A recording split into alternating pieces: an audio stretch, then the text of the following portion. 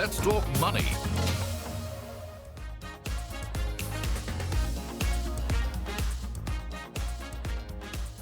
Hello and welcome to another edition of Let's Talk Money. I'm your host, Surabhi Upadhyay.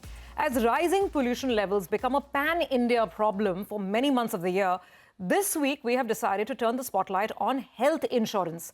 Now, claims relating to respiratory and other pollution-related ailments have been on the rise. So is our current health policy keeping us adequately protected? Or is there a need to do something more? Do we need more plans? Do we need add-on covers? Do we need to go back to the drawing board and check the math? Plus, we also need to understand how health plans are evolving in the zero GST era, now that GST on health insurance has been cut down to nil. So joining me to discuss all of this are Priya Deshmukh of ICICI Lombard, Amit Chhabra of Policybazaar, and Sanjiv Bajaj from Bajaj Capital. Ladies and gentlemen, thank you so much for joining in. Really appreciate all of you taking out the time because we have an important issue at hand. When I thought about this subject itself, because we were getting some queries on it, my first instinctive answer was, no, it shouldn't really matter. Your adequate, current policy should be adequate if it's regular respiratory or cardiac ailments. But then I thought, no, let's check with the experts. So here we are. And Amit, I want to open with you because I know Policybazaar has been doing some research, some survey on this. I think you've gone back and studied pollution-related trends in the last couple of years. And it's showing that indeed there is a marked increase in claims relating to pollution. Tell us more about it. Sure. So a couple of interesting trends, came out, and we were looking at how the insurance claims data is linked to it, because one of the things that we hear from our customers a lot of times is that while pollution is an irritant, right? It probably causes a bit of headache, or you have a bad throat.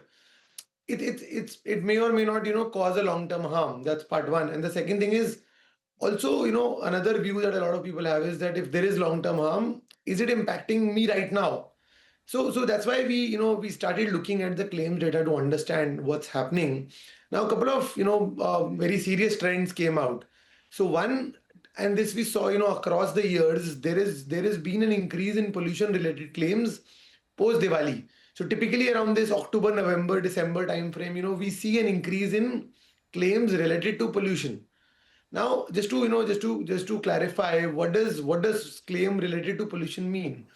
So these could be claims which are very directly attributable to air pollution. So typically respiratory problems, lung-related problems, these are the ones which get very directly attributed. There are a lot of longer-term effects as well, like for example, heart-related problems or cancer. Right now, these are the ones which typically happen over a longer term and may or may not have direct attribution to air pollution. But when it's directly caused, linked to throat or respiratory issues, that's why we sort of attribute it to air pollution. And there, one, we have seen a sharp increase. There's almost a 15% increase in pollution-linked claims. The second, and I would say, it's almost quite sad that the ones which are bearing the brunt, the most of this is actually children under the age of 10 years. So they form a very, very large proportion of the total claims coming. About 43% of the customers who are claiming are because of pollution are little children. Now that's also logical because the airwaves are smaller. They are also more susceptible to infections around pollution. So it's logical, but yeah, it's quite sad that is also happening. Now that's really important, and I think as the rest of our data, which is on the screen, will show our viewers that this is not just a Delhi problem. These claims have been rising in other cities as well, in Mumbai, in tier 2 towns, or in other cities like even Hyderabad and Bangalore for that matter. Bangalore was an interesting one that really struck me, that even in a city like Bangalore, which arguably has one of the best temperatures and climates in the country, there is an increasing incidence of claims relating to pollution-linked illnesses. Sanjiv, your opening thoughts. What are you observing? And that really critical question that could there be an outer chance that in my current policy, usual, health policy, there could be inclusions which keep me away? That's the biggest worry, I think, among the customer base. See, the biggest problem right now is that most of the people are not adequately insured. They are not keeping into the mind that, look, their salary is increasing in single digit, but the health insurance inflation is in double digit. So if a treatment which costs 20 lakh today is in 20 years is going to cost 2.8 crores. So, that is the kind of medical inflation that we are seeing. And most of the people are underinsured. And what they don't realize that the medical claims are very long, especially pollution related. If you get something happens to your lungs, or you are having severe asthma or asthma related, these are very expensive claims. This is not something you can go and pay 30,000, 50,000, or 1 lakh. What we have seen is not only the quantum of the claims, but it is also the amount per claim. In case of pollution claims is very high. People are getting sick, they're getting pneumonia, they're getting hospitalized in the hospitals for a longer term. So the average claim size is also gone up. And the first thing you need to do is increase your sum insured. And you have to insure for the sum insured you require in 10 to 15 years, not what you require today. Because if you increase it later, then whatever pre-existing has happened, the unconditional claims payment will not happen if you really, because that will only be for the sum insured you were carrying in the past. So I think for the pollution, the biggest impact that people need to keep in mind is that the size, the quantum of a pollution-related claim is very high, because pneumonia takes at least 2 weeks to 3 weeks to clear out. The hospitalization is much longer. Also, another thing that people need to keep in mind is that claims for newborn babies which are being born during the high pollution time, there are a lot of problems they are facing. And most of the time, these babies are not covered in any policy. But we have not bothered to take a policy which covers newborn babies. So if you are pregnant or you are planning a child, must make sure that you have a protection for your newborn baby also, because of this pollution. These are a couple of things that you need to keep in mind. That's a great point, and I think one that would be easily missed otherwise. When do you start insuring a child, a newborn? In fact, Amit, let me throw that to you. So one point that Sanjiv has made, that make sure that your cover itself is big. And by big, you gentlemen can define big. I'm guessing big these days has to be above maybe 1 crore. And then weigh in on the point of covering infants, because your study is also saying that it's children who are getting impacted the most. So I think very pertinent points, Surabhi. See, a question that we get a lot as well is, what is adequate sum insured? And depends. So I'll just take this. It's a very, very important point. One, it depends on what city you're living in, because the cost of hospitalization in, let's say, a Delhi, Mumbai, Bangalore, Hyderabad versus a cost of hospitalization in a relatively smaller city is different. So if you are somebody who stays in a tier 1 city, you should at least look to have 10 lakh rupees per person of sum insured. So let's say if you're a family of 3, then you must have about at least 30 lakhs sum insured. If you're in a smaller town, you can live with a slightly lower sum insured as well. So you could live with, say, even 20 lakhs or 15 lakhs of sum insured instead of 30 lakhs for the same family type. But here is the catch. The cost of the higher sum insured is actually very, very minimal. So let me give you a perspective.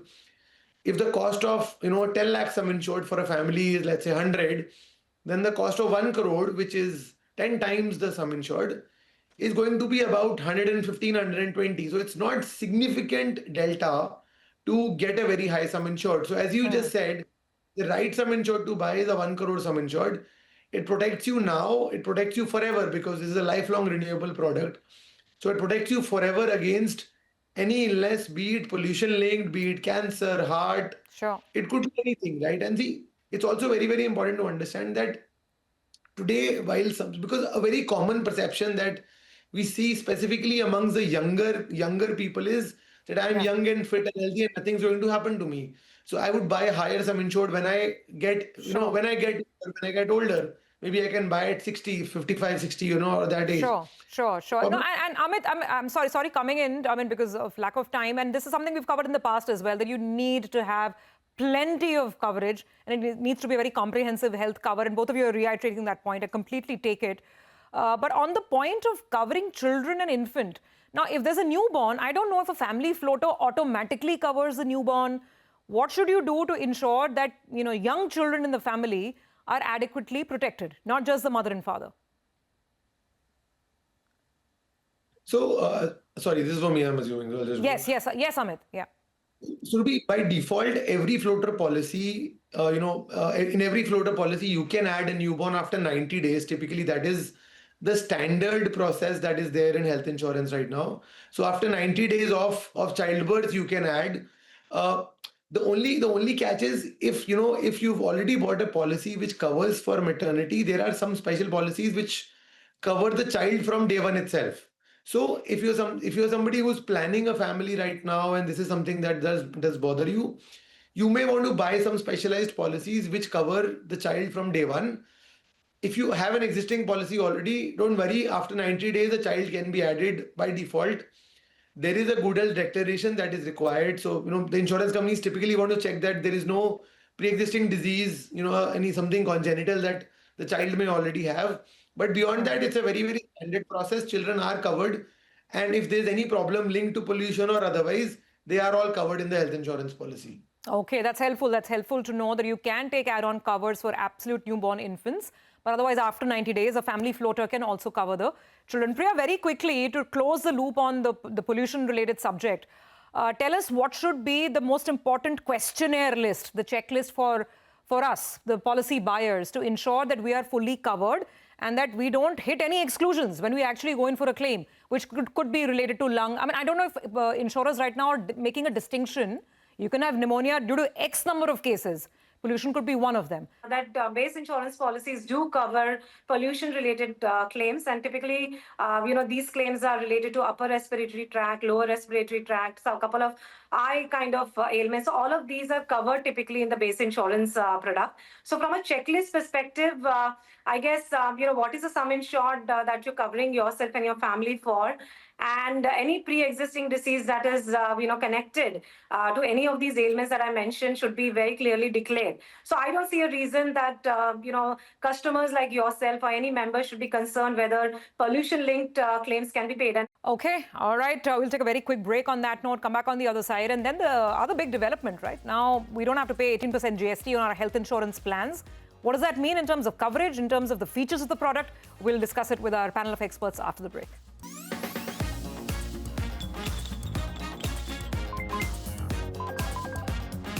Let's talk money.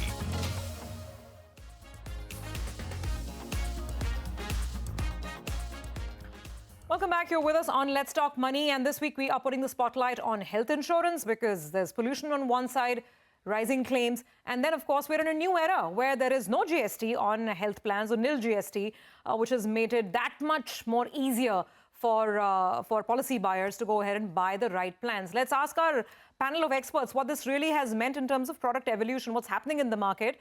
Let me put that question to you, Sanjiv. Has the cost gone down by the full 18%? Or are you seeing insurers load up more features? So net, my cost remains the same as a policy buyer. And what's visible on the horizon?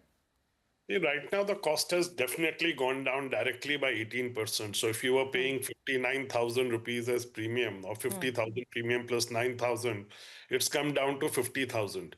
But what we are also seeing is that people are quite excited about this, but they're also taking this as an opportunity to see, look, I was already allocating 30,000 to my premium. And, since the base cost has gone down, can I look at enhancing my cover?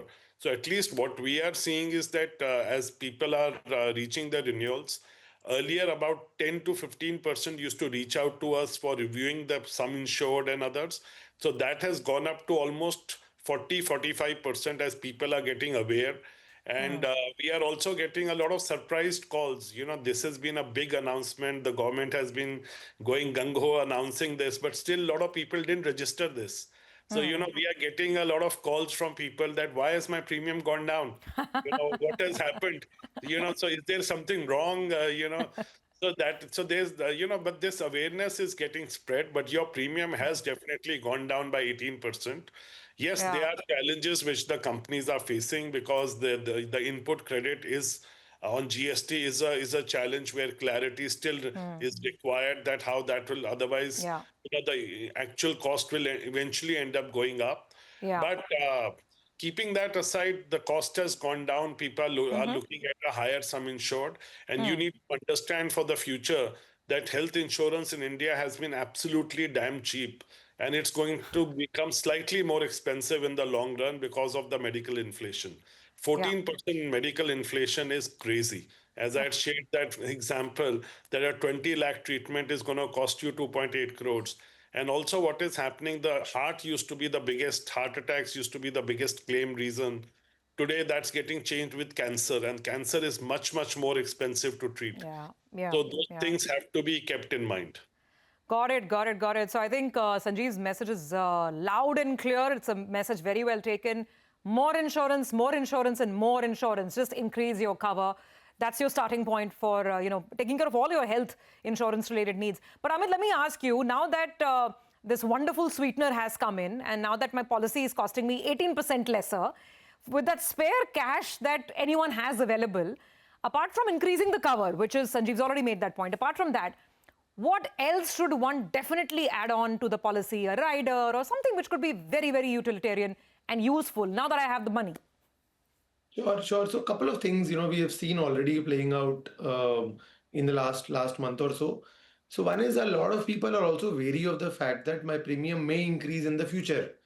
Because while right now there's a technically 18% discount that's been offered to me, there may be a price increase to counter it, and it's been going around in news and what a lot of people are doing is, one, they are buying a longer term plan. So instead of taking a 1 year policy, which typically a lot of people take, people are taking 3 year and 5 year policies as well.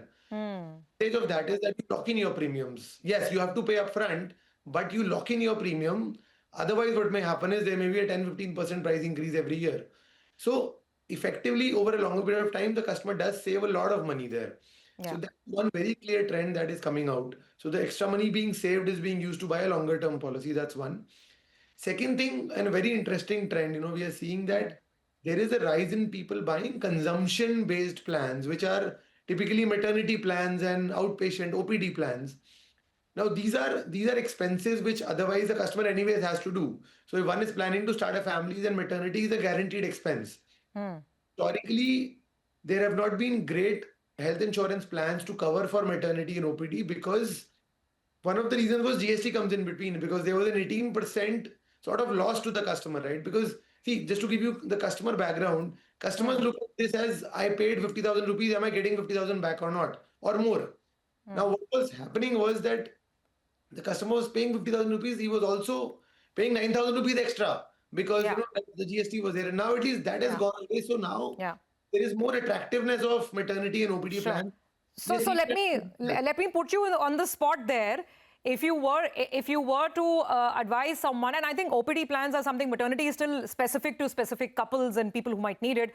And OPD cover, I think, given the rising cost of outpatient treatment, it would perhaps be definitely in order. So what OPD plans do you think are worth our while, and what are the features we should check in these OPD plans? Amit? So see, I think what a customer really wants is a plan which gives you a very large network of doctors, right? That's one. Second, you need somebody which also gives you a large network of diagnostics.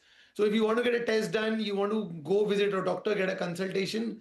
And thirdly, you want pharmacy. These are the three large, I would say, categories within OPD products: pharmacy, diagnostics, and consultations. And consultations can be in person as well as digital. A lot of people now prefer digital consultations.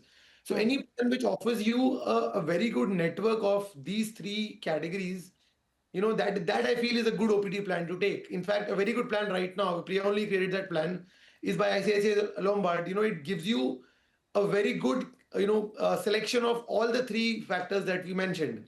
So yeah, these three are the ones one should look at when you're looking for a OPD plan. Okay. All right. Got it. We are completely out of time. But Priya, let's have the last word with the lady then. Entering a brand new year, 2026, health insurance, Priya, what to watch? You guys make the products, so tell us, what can we customers expect? No, surely, absolutely excited with the changes that have happened in the current year. So we've seen a 4x increase in, people buying insurance because of GST cut. As you said, it's a very good sweetener. Amit mentioned more number of people are buying long-term, tenured policy. We've seen around 35 to 40% increase in such, consumer behavior. So what to expect in 2026 is larger number of people buying health insurance, new category of customers buying it, and customized product which are suiting the needs of the customers. That is another trend. And we are seeing immense amount of increase in everyday care kind of product around OPD and, care management. So driven by AI and technology, customer focused kind of solutions. So those are the things that we see are going to propel, and of course a lot of changes from a regulatory standpoint in the favor of the consumer is what we are expecting for us to disrupt this space as we go ahead. So Survi, very, very exciting times ahead for the consumers and for India, for all of us as part of the ecosystem. Okay, fantastic. Well, on that note, we'll wrap up this edition of Let's Talk Money. Thanks to all of you. And I personally firmly believe that nothing in financial services is more important than a great health plan. It all starts there, and then we build on our investments and the rest of our wealth. So thank you so much for joining in on a very important subject. Well, with that, we're completely out of time. So thanks to our viewers as well for tuning in. We'll see you next week with another theme.